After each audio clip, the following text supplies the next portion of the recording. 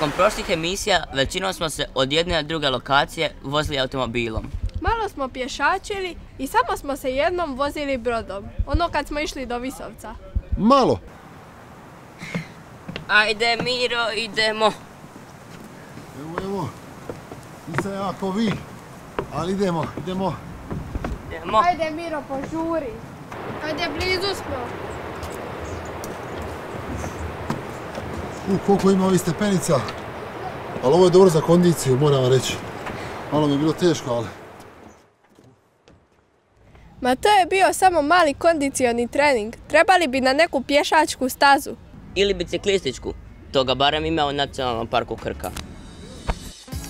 Teško je odrediti točan broj kilometara biciklističkih i pješačkih staza iz razloga što pješaci jako često koriste i biciklističke staze za svoje istraživanje Nacionalnog parka Krka, a i biciklisti koriste pješačke samo tamo gdje je to dopušteno.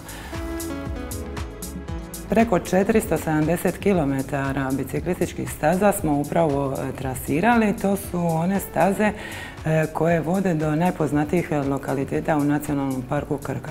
470 km staza ne znači da je to sva dužina koju morate prijeći, već su to 3 različite kategorije staza koje zaljubljenici u biciklizam mogu koristiti.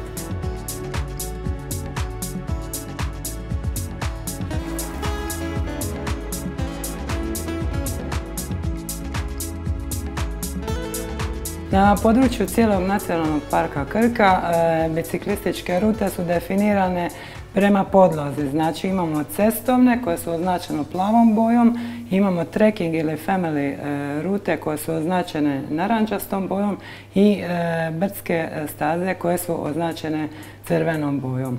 Kod brdskih ruta radi se o malo zahtjevnijim terenima u kojim osim tehničke podloge koja je zahtjevnija je neophodna i specijalna oprema za obilazak tih ruta. One su u principu sve preko 20 km i posjećuje više od nekoliko vidikovaca.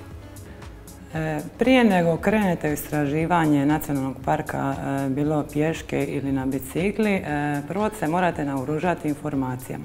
Dakle, na koje područje odlazite, pa čak i kakva je prognoza taj dan kad planirate putovanje. I naravno signalizaciju pratiti koja je tipična za Nacionalni park Krka.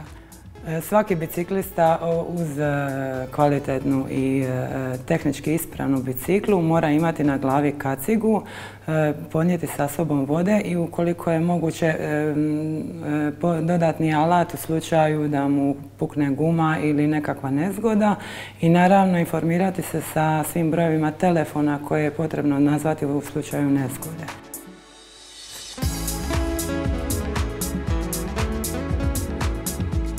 Ovako izgleda signalizacija koju svi biciklisti koji se kreću Nacionalnim parkom Krka trebaju slijediti, naravno uz GPS tragove. Oznaka R označava cestovne rute, odnosno road. Oznaka M označava brdske, odnosno mountain bike rute i oznaka T označava trekking rute, a to su kraće family rute. Ipak, meni se najviše sviđa kad plovimo rijekom. Da, tek tada vidiš koliko je dubok taj kanjon rijeke Krke.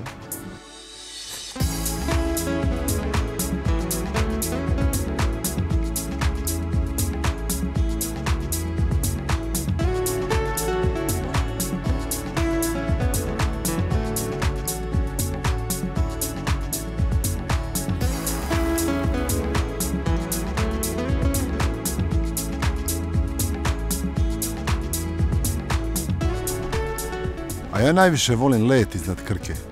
Zadivljujuća je ta vizura i prostranstvo. Ma Krka je fantastična. Zaista je treba doživjeti u svim oblicima i na sve načine. Priroda je prema nama tako dobra. Budemo i mi prema njoj bar malo bolji. Svake godine sve više i više posjetitelja obilazi lokalitete Nacionalnog parka pješke ili uz pomoć bicikla. To je zanimljiviji način posjećivanja lokaliteta i ekološki prihvatljiviji jer isti ti posjetitelji ne koriste ni automobil ni neko drugo sredstvo koje onečišćuje zrak. Potrebna mu je voda, otkako čovjek po zemlji hoda, potrebna mu je voda. Voda se pije, po vodi se plovi, u vodi se čak i riba lovi. Voda je svima izvor života, čista voda, čista ljepota.